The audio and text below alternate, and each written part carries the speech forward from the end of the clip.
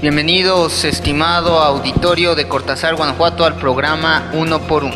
Hoy me acompaña en este panel la licenciada Connie Sánchez y el maestro, director de orquesta Juan Manuel Arpero. Bienvenido a este programa Uno por Uno. Yo creo que me di cuenta que quería ser músico aproximadamente como a los 10 años. ¿En qué consiste el baile de las manos del director de orquesta, que tal parece que dibuja la música en el aire? Pues yo le agradezco a mi padre porque me agarró a muy temprana edad, a pesar de que en el 72, el año en que yo me fui a estudiar a México, pues aparté un poquito este trabajo de la dirección que hice yo de niño con mi papá. Ahí nació el gusto por la dirección. Y te comento que a pesar, porque después en el 76, cuando yo entro ya a la Orquesta Sinfónica Nacional, dejé toda la cuestión de la dirección, me dediqué a conocer todo el repertorio clásico de los grandes maestros, desde los mexicanos como son Silvestre Revueltas, Carlos Chávez, lo que es Moncayo, Blas Galindo, hasta Tchaikovsky, Beethoven, Brahms, Mahler, todos los grandes sinfonistas.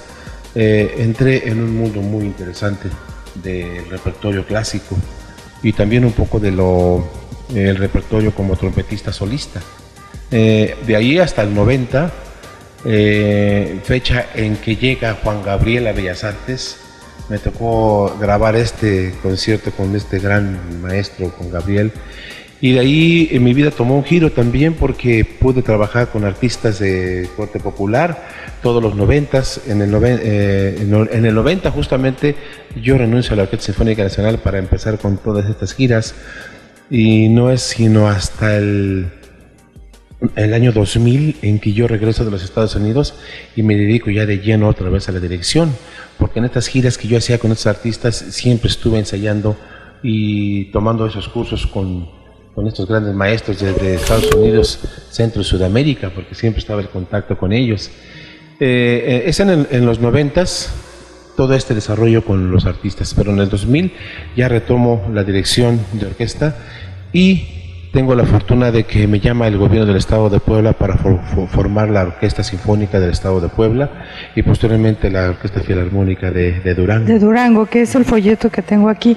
En esa década que estamos platicando, maestro, de 1990 al 2000, bueno, pues es algo que a lo mejor vale la pena mencionar con toda la gente que nos está viendo, que estuvo trabajando con Luis Miguel. ¿Qué nos podría usted comentar respecto a poder integrar en parte de la educación?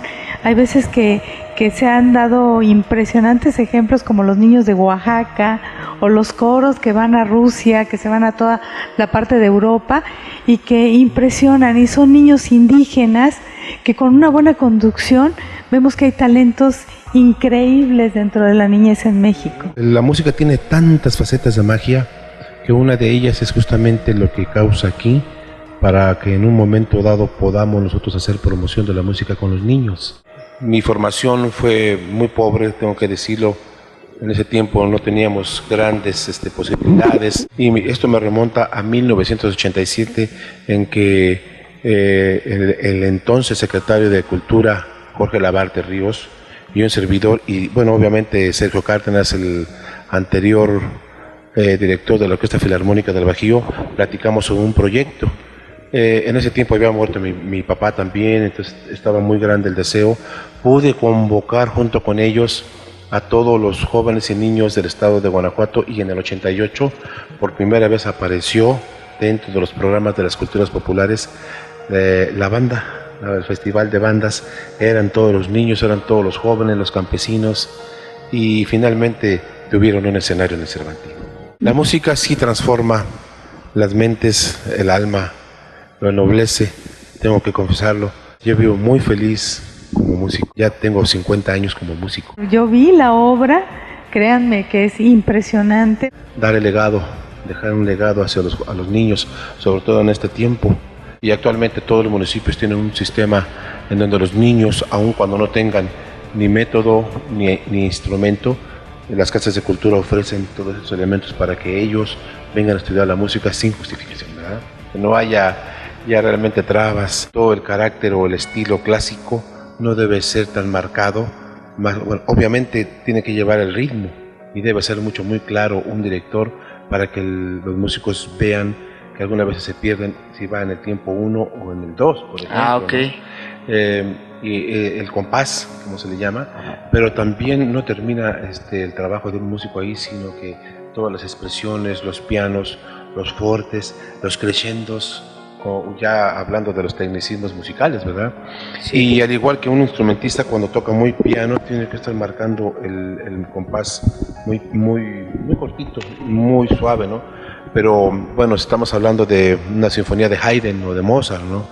Pero si estamos hablando del Titán de Gustav Mahler, por ejemplo, o Don Juan de Strauss, o alguna de estas sinfonías tremendas, el director expande toda su mano para expresar los fuertes, los grandes tutis. Okay. Entonces viene siendo todo ese trabajo, es muy estético, pero como te comento, aparte del compás, siempre son las dinámicas y ¿cómo se llama?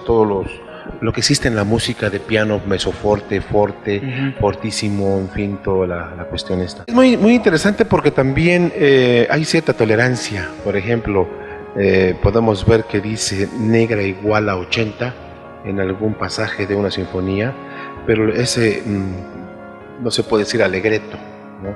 O 120 en alegro, que es el tiempo de la marcha. Son 120 latidos por minuto, digamos, ¿no? Pero esa tolerancia existe, pueden ser desde 105 hasta 130, ¿no?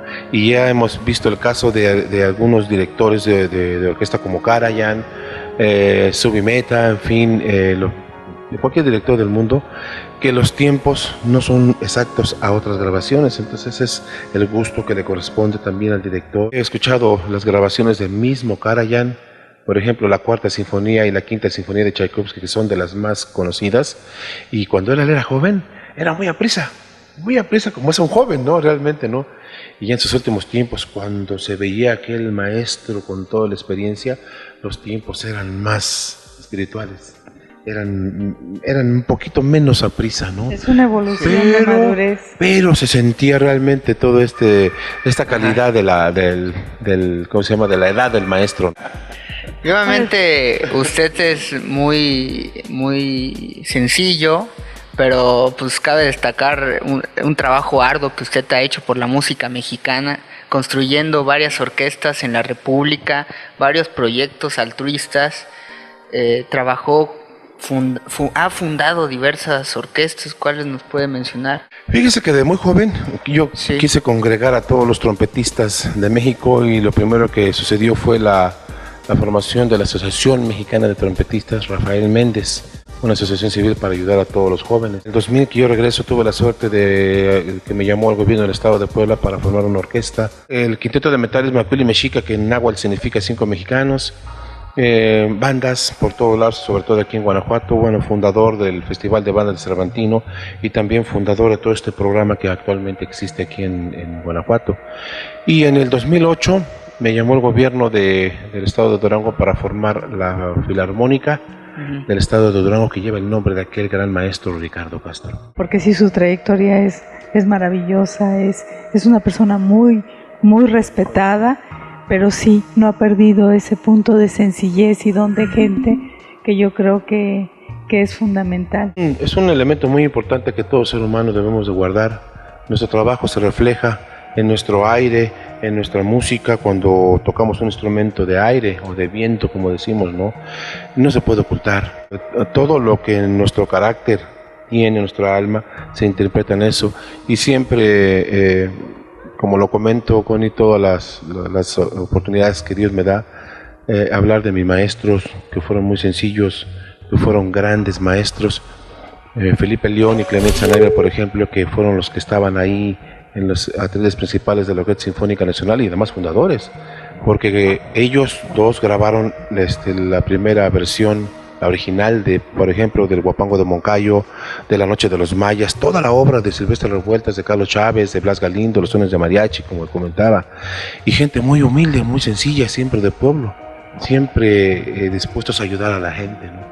Y no solamente eran grandes maestros, sino eran licenciados, eran doctores, eran ingenieros, o sea, gente muy preparada.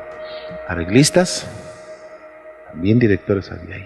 Hace algunos años que conocí a Maurice André, bueno, él ya murió hace un año, y decía que cuando viene la edad, cuando ya viene la vejez, la fuerza se acaba, pero queda lo más importante para un músico, que es lo espiritual.